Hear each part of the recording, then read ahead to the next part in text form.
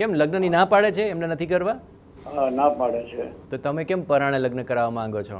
પણ કાંઈ નડતર રૂપ હોય એના મગજમાં. ઓલું અત્યારનું આ બધા ઓલું યુગમાં બધું હાલે છે ને એ કે ભાઈ બહુ કંઈક તો કારણ હશે, કેમ એને લગ્ન નથી કરવા? છૂટાછેડાના કેસ થઈ જાય છે ને એના અચ્છા. મનમાં એવું કરી ગયું છે. ઓકે, એક માહોલ એમણે આવો કદાચ જોયો હશે એને કારણે કદાચ ડરી ગયા હોય. પણ ચલો આપણે કુંડળી અનુસાર જોવાનો પ્રયત્ન કરીએ. તો આ કુંડળીમાં પંચમ ભાવ, છઠ્ઠો ભાવ અને આઠમો ભાવ આ 3 ભાવમાં જ મોટાભાગના ગ્રહો સ્થિત છે.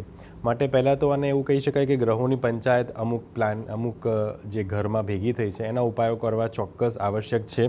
સૌથી પહેલાં તો એમને કેસર તિલક રોજ કરવું અને અથવા તો ચંદનનું તિલક કરવું. રોજ આનું ધ્યાન રાખવું કે રોજ કેસર તિલક, ચંદનનું તિલક થાય.